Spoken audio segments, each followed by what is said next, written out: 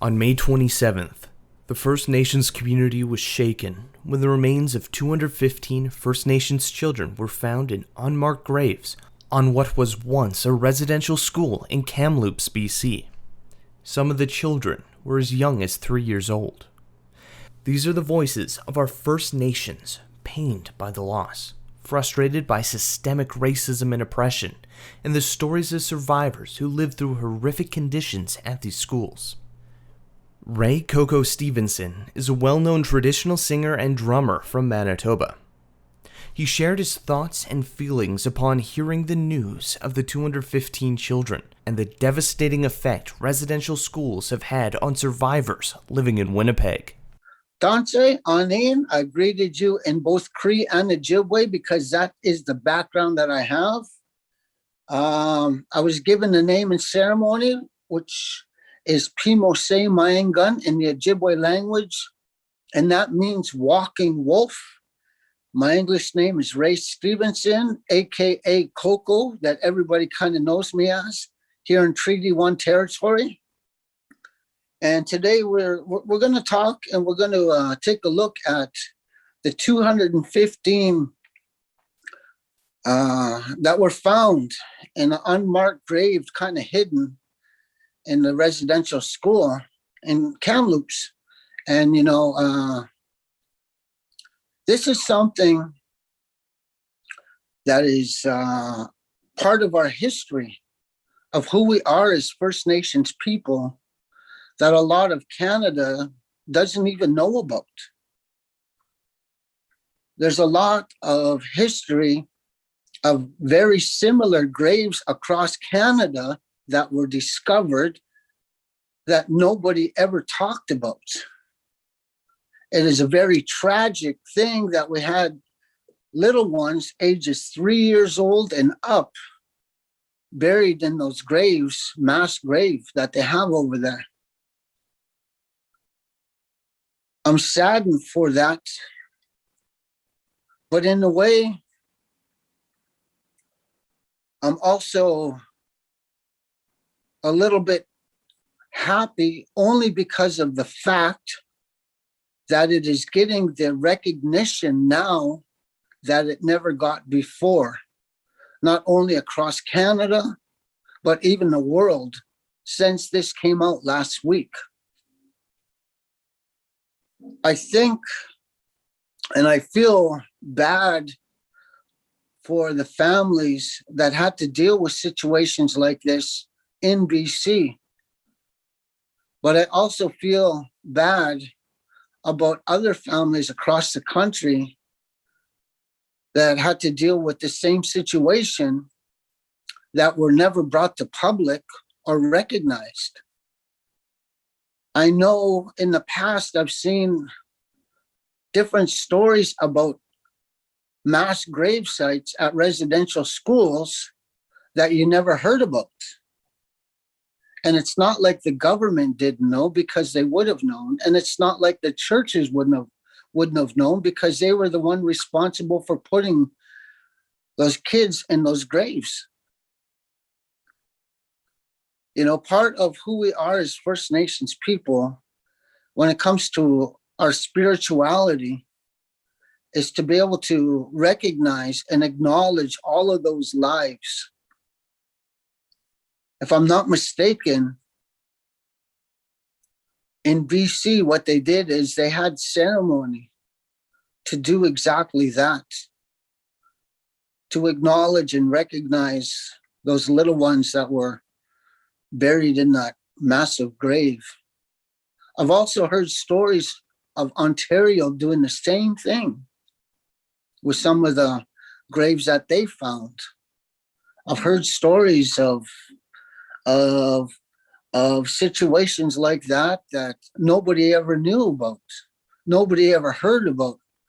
So I'm glad what happened in BC got the exposure that it did for the rest of Canada to know and the rest of the world to know the true history for us in the residential school since it's been in existence. when it comes to things like that, there are so many different stories with the National Truth and Reconciliation traveled across Canada, and they got so many different stories that were documented. And that's based right here in Manitoba, right? Actually on campus at the University of Manitoba. National Truth and Reconciliation building is there.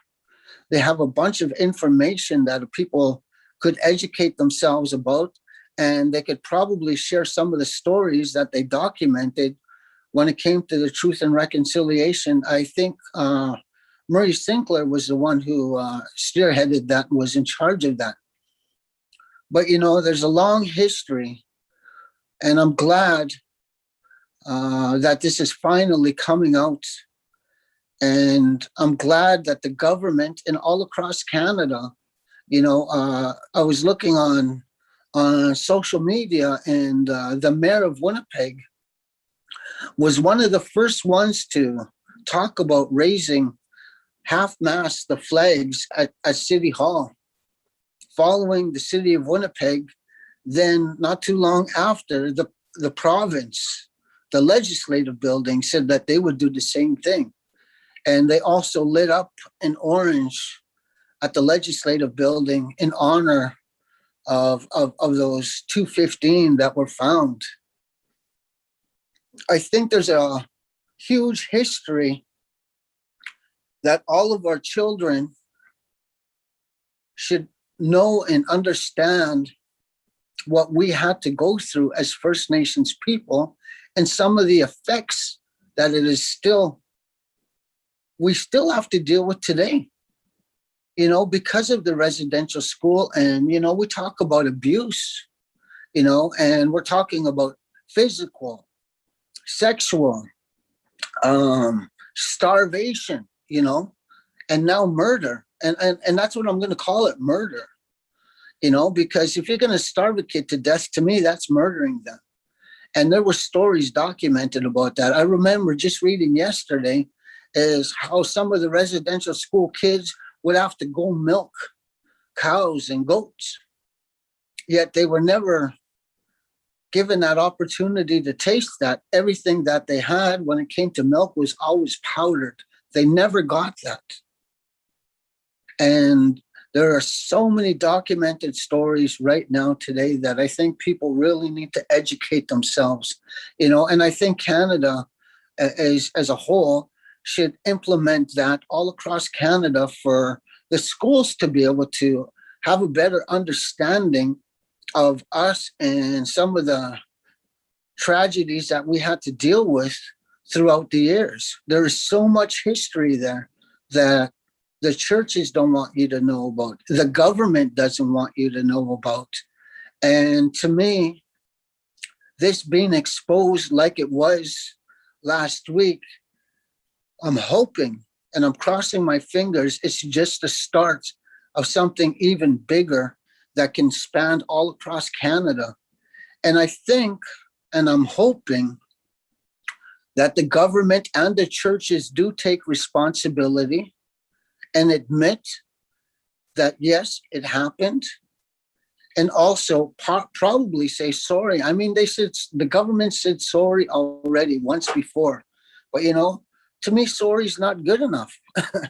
You know, it's not good enough. And yeah, you can compensate people for a lot of stuff. And a lot of our residential school survivors were compensated, but there are a lot that weren't because they didn't even make it home.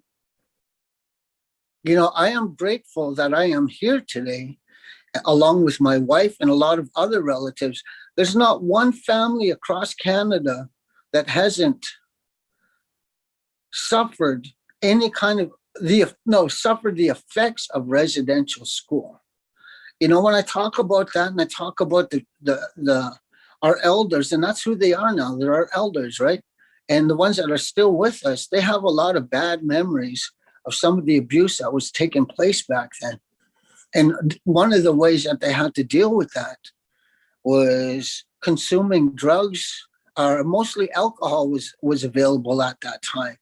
You know, and when you have to deal with that in that kind of way, you know, you're never in your right frame of mind while you were under the influence of alcohol. I can only speak for Winnipeg. I can't speak for the rest of Canada, but I can only speak for Winnipeg. But we did have a lot of people who ended up losing everything because of that, having families where they couldn't look after their own children because they were too involved in drowning their sorrows of some of the things that they had to endure while being in residential school. Because you know what? That's something that you will never forget.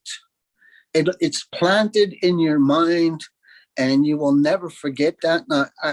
I'm almost positive when you talk to residential school survivors, every day, at least one, two, or even more thoughts of back then come back and I guess you would say haunt you, and that's what it is, and when you have your children and you do raise them and you have to deal and you've dealt with that, with the consuming alcohol to be able to move forward and keep going, then your children have to deal with some of the effects of you being under the influence and some of the things that you do while you were under the influence.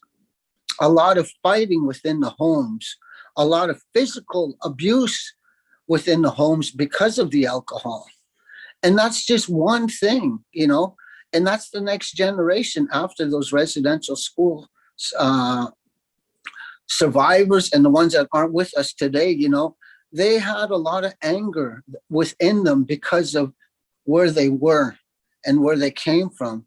And a lot of that anger and a lot of those emotions came out, and sometimes they came out physically, sometimes they came out in different ways. I remember hearing stories where some of my friends, their grandparents or their parents, they would say, I was never told I love you, never, by my parents or by my dad or by my mom. And, I don't know my language. My mom and dad did, but when they went to residential school, they lost it because they weren't allowed to speak it. And now that cycle of our language is gone. The ceremony, our ceremonies that we've had, and we still do today, mind you, thank goodness, but a lot of our traditional way of life and how we see things in the spiritual realm and with our spirit, that was taken away. And we're lucky that we did have some people that were able to go away and preserve a lot of our culture, our ceremonies, our language. And that's what people did a long time ago. They would run away to the mountains. They would run away and hide in the mountains so they can preserve a lot of the stuff that we have and that was brought back after. We have a ceremony that was banned. We have songs, we have dances that we weren't allowed to do because the government said so. But that is all coming back. If you take a look at Winnipeg itself, 35 years ago, you were lucky to find 10 dancers that dance powwow. You were lucky to find one or two people that would actually know how to conduct a ceremony called a sweat lodge. Now we have literally hundreds, if not thousands, of young people all through the school divisions singing and dancing powwow, learning about their culture. But that's one thing that I really do like, the fact that some of the schools are doing that. However, when it comes to teaching our next generation, I am a strong believer. And if you're going to teach it, you better be able to walk the walk and talk the talk. Because a lot of times when people want to teach cultural things, they don't practice it themselves. But they're told they have to within Manitoba, our school divisions and universities. So I've worked in a school for 25 years.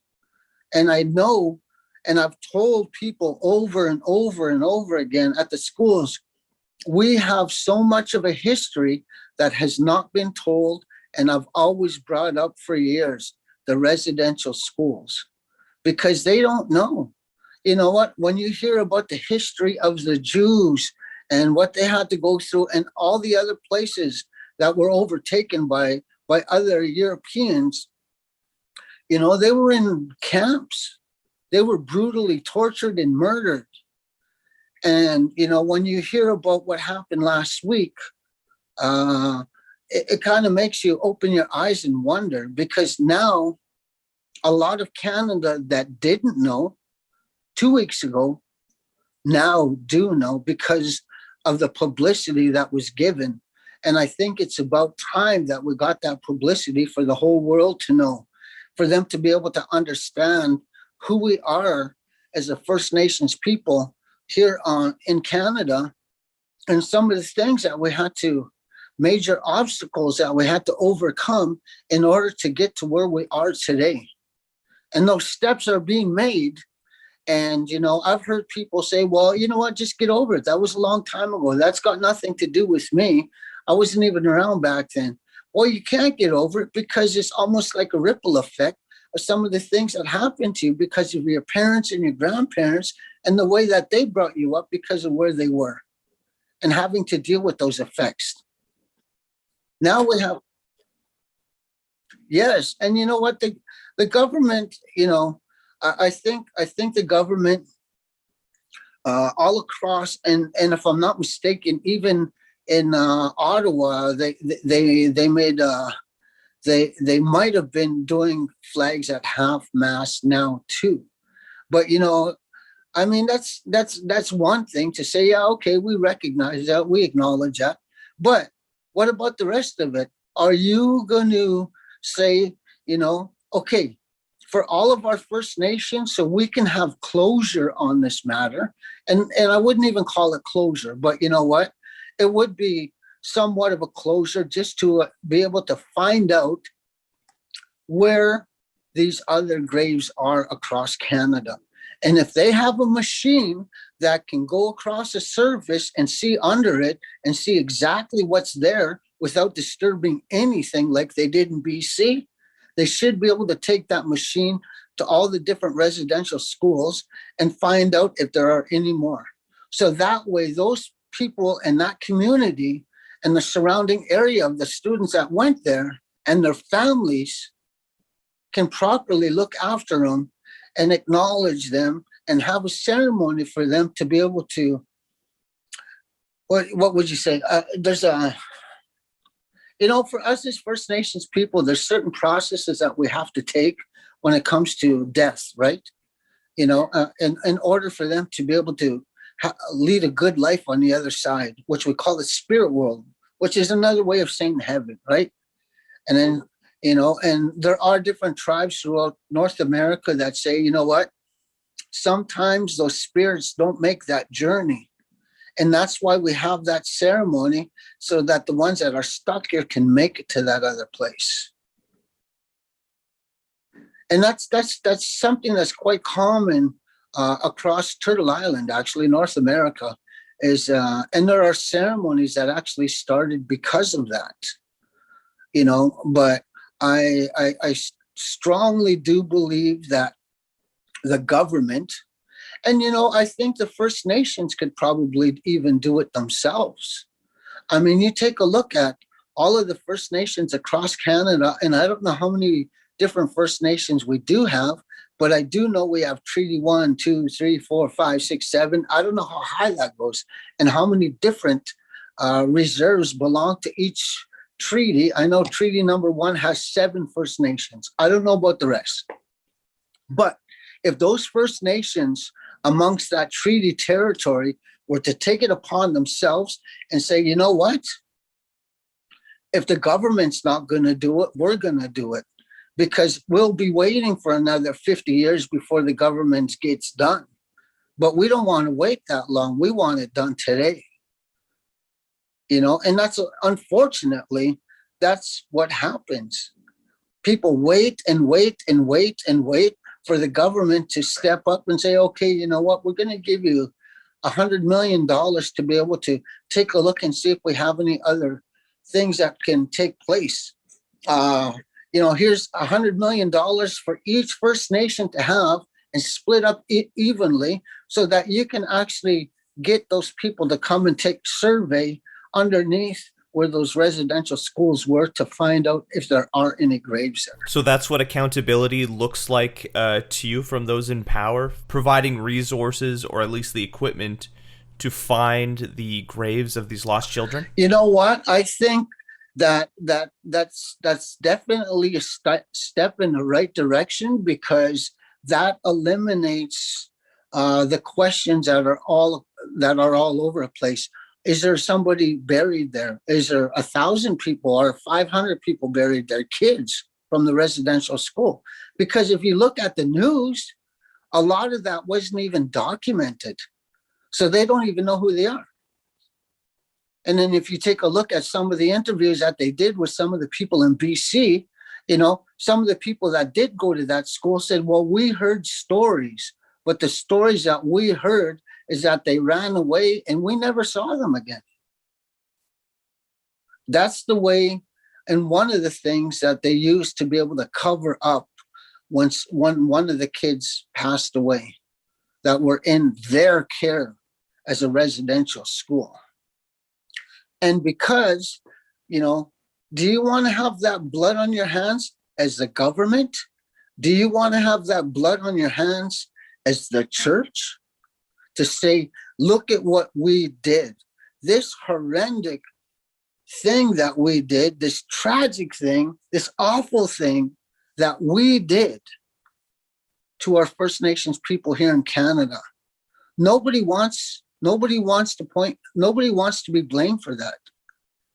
Nobody wants to take accountability for that. And that's why it was never talked about or brought up earlier. Only now, because of this, we finally got the exposure that we needed for the rest of the world to know, and especially Canada. So now that we know, let's finish it. This is just the start. Let's finish it. Let's go all across Canada and see how many more lives are sitting there that are unaccounted for, the ones that are not documented. And then after that is done, can we have the government? Can we have the churches say, you know what? Yes, this did take place. We are sorry.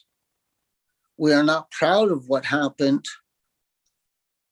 But now that we know, and sorry's not going to be good enough. I mean, it'll never be good enough, right? But at least they can acknowledge the fact that it happened. And that's a big part of it, acknowledging the fact that it happened, because they don't even want to acknowledge it. But now they got no choice. Maybe another thing to add is we need to care for the survivors. Well, absolutely. You know what? Absolutely. That's almost like a given. We have to be able to. And you know what? As a First Nation society, we've had to live the experience of the aftermath of the effects, right? So we've been living with that and dealing with that ever since it started,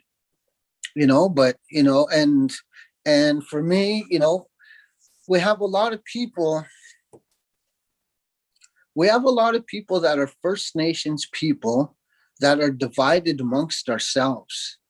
And that's when it comes to church and traditionalism, right?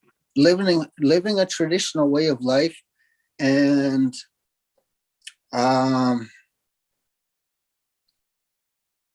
some of those people that are born again Christians, if that's what you want to call them,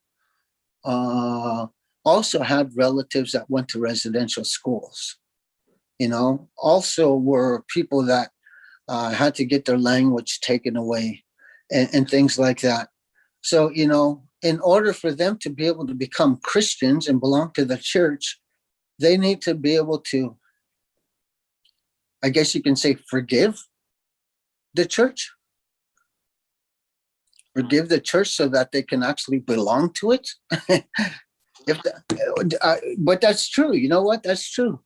I mean, And when you went to residential schools, and you weren't allowed to do anything as far as being a First Nations person when it comes to your language, ceremony, culture, anything. You weren't allowed to do all that.